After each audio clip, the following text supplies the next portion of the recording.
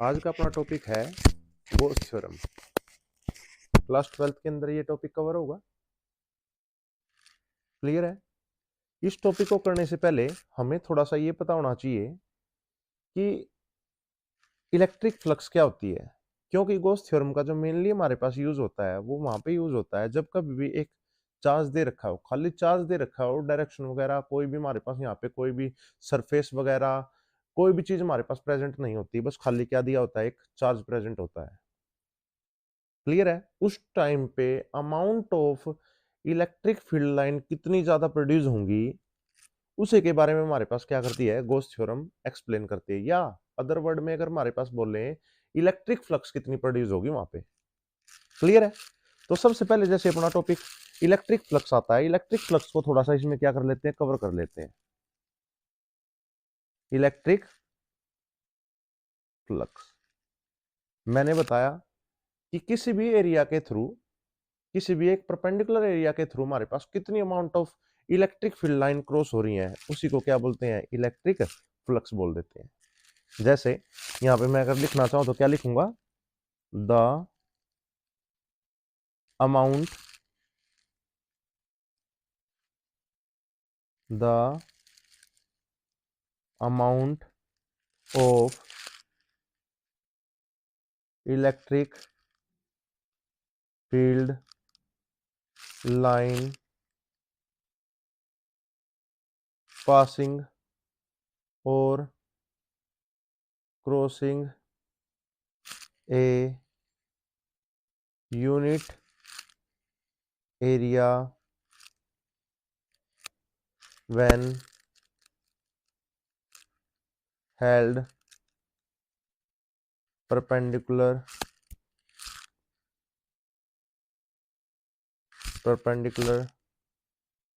to it। Clear है। अगर मैं इसको एक्सप्लेन करूं, फर्स्ट पॉइंट अगर हमारे पास मैं इसमें इंक्लूड करना चाहूं, ये कैसी क्वांटिटी है, एक स्केलर क्वांटिटी है। It is a scalar quantity and total electric flux can be determined with the help of scalar sum. इसके अकॉर्डिंग निकाल सकते हैं हम, स्केलर सम के अकॉर्डिंग निकाल सकते हैं। सेकंड पॉइंट अगर इसमें मेंशन करूं मैं, ये कैसी क्वांटिटी है, एक स्केलर क्वांटिटी बता दी है, यूनिट क्या निकल के आएगी, फाई ई से हमारे पास क्या करते हैं, फ्लक्स को रिप्रेजेंट करते हैं। इलेक्ट्रिक फील्ड की आपको यूनिट पता है, न्यूटन पर कूलाम हमारे पास होती है, और जो एरिया होगी हमारे पास उसकी क्या आ जाएगी, मीटर का स्क्वायर। एक और यूनिट अगर मैं मेंशन करूं यहाँ पे, वो आएगी वोल्ट पर मीटर, क्योंकि इलेक्ट्रिक जो फ्लक्स होती है वो किसके इक्वल होती है, ई डॉट डी एस के इक्वल होती है। डॉट आ रहा है तो यहाँ पे किस में इंक्लूड हो जाएगा, ये E dot d s is equal to cos theta के इक्वल हो जाएगा। क्लियर है। अगर थीटा के अकॉर्डिंग मेंशन करूं, पहला केस अगर मेंशन करूं मैं, इसमें जब हमारे पास यहाँ पे when theta is equal to 0 होगा, उस टाइम पे जो फ्लक्स होगी ना, जो इलेक्ट्रिक फ्लक्स होगी वो क्या होगी, मैक्सिमम आ जाएगी, क्योंकि कोस 0 जो हमारे पास होता है वो किसके इक्वल होता है, 1 के इक्वल होता है। यहीं पे अगर मैं सेकंड टॉपिक हमारे पास इसमें एक्सप्लेन करूं, व्हेन फाई किसके इक्वल होगा, 90 डिग्री के इक्वल होगा, फाई ई कितनी हो जाएगी हमारे पास यहाँ पे 0, बिकॉज कोस 90 कितना होता है, 0 के इक्वल होता है। क्या चीज समझ में आई आपको ये, ओके है। फिर ये टॉपिक आपके दिमाग में बैठ गया होगा। अगर फिगर के अकॉर्डिंग एक्सप्लेन करूं, मैंने ये क्या लिया, एक एरिया ले लिया, एरिया के अंदर हमारे पास एक क्या ले लिया, डीएस वेक्टर ड्रॉ कर दिया, डीएस वेक्टर यूनिट वेक्टर हमारे पास यहाँ पे क्या कर दिया, ड्रॉ कर दिया। और जो इलेक्ट्रिक फील्ड यहाँ पे पॉजिटिव है और यहाँ पे क्या है, नेगेटिव है। आपको पता है डायरेक्शन क्या होगी, positive to negative, positive to negative, इस तरह से हमारे पास क्या होंगी, फील्ड लाइंस क्रॉस करेंगी। तो यहाँ पे थीटा कितना हो जाता है, इसके वेक्टर के, यूनिट वेक्टर के हमारे पास साथ में कितना हो जाता है, 0 डिग्री हो जाता है। तो ये चीज हमारे पास क्या होती है, इलेक्ट्रिक फ्लक्स होती है। क्लियर है। अब यहाँ पे तो देखो आपको मेंशन क्या था, एक इलेक्ट्रिक फील्ड की वैल्यू में दी हुई थी और एक हमारे पास यहाँ पे किसकी वैल्यू दी हुई थी, एरिया की वैल्यू दी हुई थी। उसके अकॉर्डिंग हमारे पास क्या निकाल सकते थे, हम इलेक्ट्रिक फ्लक्स निकाल सकते थे। क्लियर है। जब हमारे पास यहाँ पे एरिया वगैरह प्रेजेंट नहीं होगा, इलेक्ट्रिक फील्ड की वैल्यू नहीं दी होगी, उस टाइम पे हमारे पास इलेक्ट्रिक फील्ड इंटेंसिटी की वैल्यू नहीं दी होगी, उस टाइम पे हमारे पास किसका यूज होगा, फिर उस टाइम पे यूज होगा अपना ही गॉस थ्योरम का। क्लियर है। तो यहाँ पे हमारे पास हम टॉपिक स्टार्ट कर रहे हैं हम अपना गॉस थ्योरम, गॉस लॉ भी बोल देते हैं इसको, गॉस लॉ। क्लियर है। क्या करेंगे, गॉस थ्योरम गॉस लॉ हमारे पास एक्सप्लेन करेंगे। यहाँ पे खाली क्या दे रखा होगा, एक गॉसियन सरफेस दे रखा होगा, उसके अकॉर्डिंग हम क्या कर देते हैं, इलेक्ट्रिक फ्लक्स की वैल्यू हमारे पास क्या कर लेते हैं, कैलकुलेट कर लेते हैं। तो यहाँ पे देखो हमारे पास क्या करेंगे, इसकी डेफिनेशन क्या है, द सरफेस इंटीग्रेशन, इंटीग्रल भी बोल सकते हैं, integral of electric field intensity over a close surface, over a close surface, जिसको क्या बोलते हैं, Gaussian surface. Gaussian surface is equal to the 1 में epsilon time to the total charge enclose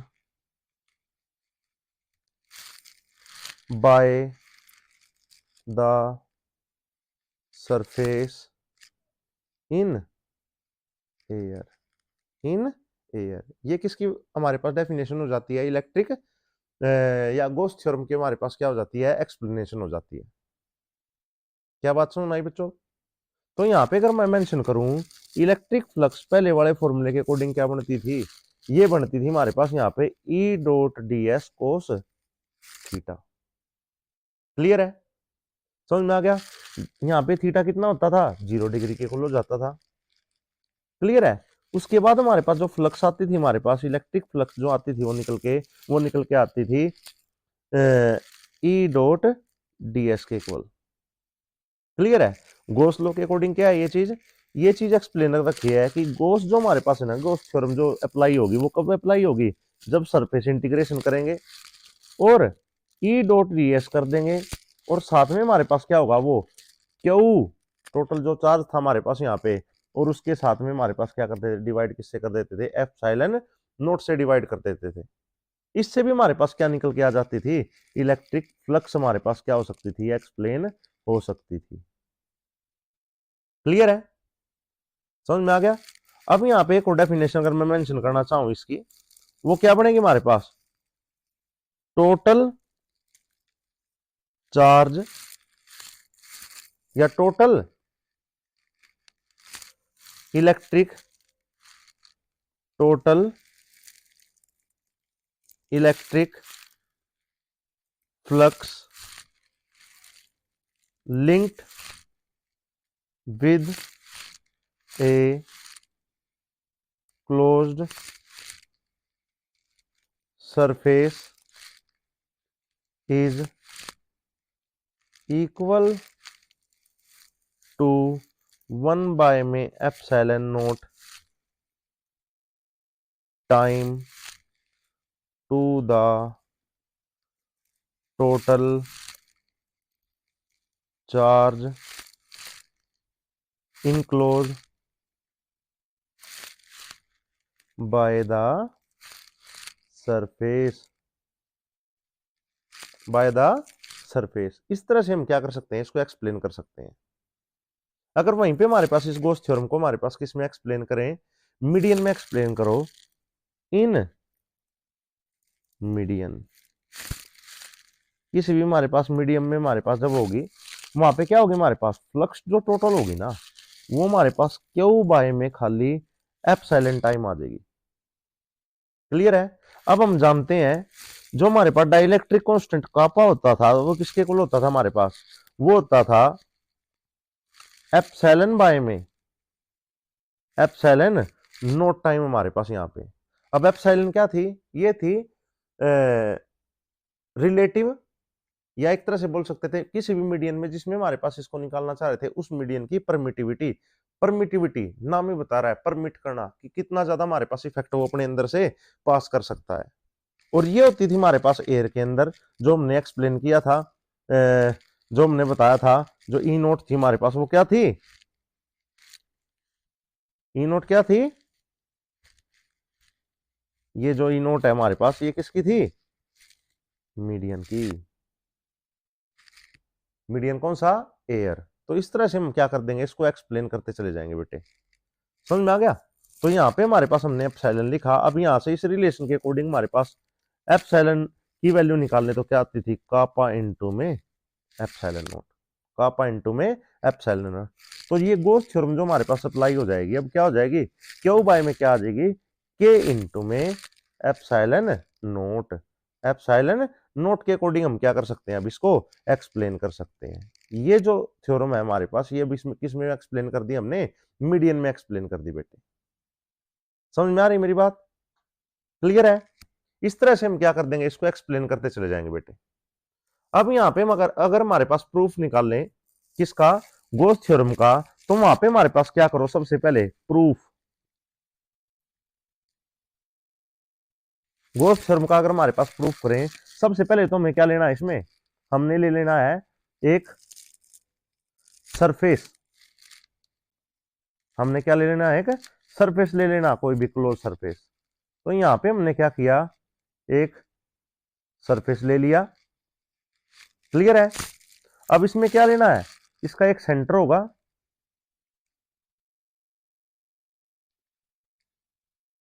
इसका क्या है, ये सेंटर रिप्रेजेंट कर दिया। और यहां से हमारे पास हमने क्या किया, इसका एक ds वेक्टर यहां पे इसके सरफेस के ऊपर ले लिया, ये क्या है, एक ds। क्लियर है। और एन कैप क्या रिप्रेजेंट कर रहा है, डायरेक्शन, अगर हमारे पास यहाँ पे मेंशन कर दे। क्लियर है।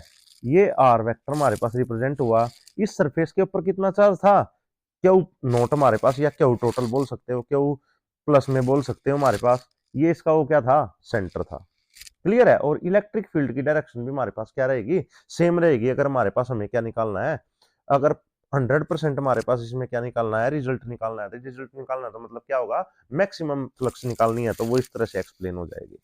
तो अगर हमारे पास स्टार्ट करें, यहाँ पे हमारे पास स्टार्ट करें अपना टॉपिक, अब इसमें क्या करेंगे,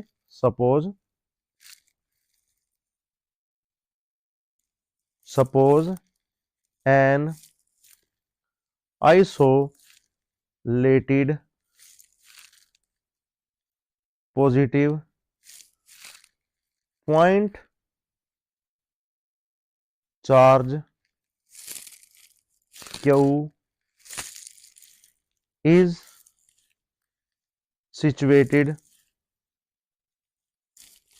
at the center of a sphere of radius r। जो इलेक्ट्रिक फ्लक्स होगी हमारे पास यहाँ पे, या इलेक्ट्रिक फील्ड इंटेंसिटी होगी,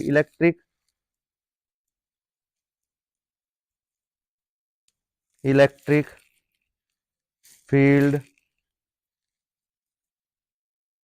intensity at any point P, ये हम ले लिया, हमने पी क्या ले लिया, P on the surface of the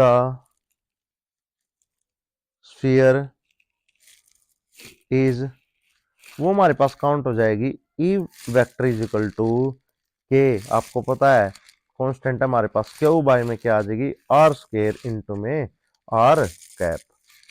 यहाँ पे आर कैप क्या है, आर कैप है हमारे पास यूनिट वेक्टर, और सभी को पता होना चाहिए यूनिट वेक्टर क्या डिफाइन करता है। यूनिट वेक्टर डिफाइन करता है अभी हमारे पास यहाँ पे डायरेक्शन, जो कहां से कहां तक है, ओ से लेके पी तक हमारे पास एक्सप्लेन है। क्लियर है। ये हमने क्या ले ली, इलेक्ट्रिक फील्ड इंटेंसिटी की वैल्यू निकाल ली। अब आगे निकालने हमारे पास यहाँ पे total electric flux over the entire surface of sphere, वो काउंट होगी हमारे पास phi is equal to close integration of E dot d s is equal to, यहाँ पे हमारे पास क्या लगा देंगे, के इंटू में ई की वैल्यू पुट कर दी भाई हमारे पास हमने, आर स्केयर इंटू में क्या आ जाएगा, d s cos theta. R cap की वैल्यू हमारे पास हमने क्या निकाल दी, इसमें इंक्लूड कर दी। अगले स्टेप में अगर हमारे पास लिखें के और क्यू, तो हमारे पास कॉन्स्टेंट टर्म थे, आर भी कॉन्स्टेंट टर्म था, हमने ले लिया। इंटीग्रेशन होगा तो किसका होगा, डीएस का होगा। इंटीग्रेशन होगा तो किसका होगा, डीएस का होगा। और ये हो जाएगा हमारे पास 0 से लेके 4 पाई आर स्क्वायर के इक्वल, क्योंकि हमें क्या लेना है, सरफेस एरिया लेना है। क्लियर है। और अगर हमारे पास मैं ये लिखना चाहूँ यहाँ पे, के की वैल्यू आपको पता है 1 बाय में 4 पाई एप्सिलॉन नॉट होती है। क्लियर है।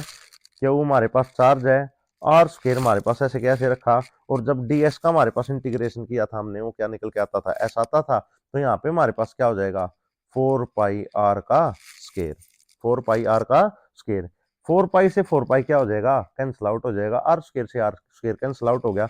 तो यहाँ से हमारे पास जो फ्लक्स की वैल्यू निकल के आई, फ्लक्स इज इक्वल टू निकल के आ गई हमारे पास क्यू बाय में epsilon note, epsilon note. Clear है। यही हमारे पास क्या थी, अपनी गॉस थ्योरम थी। क्लियर है बेटा।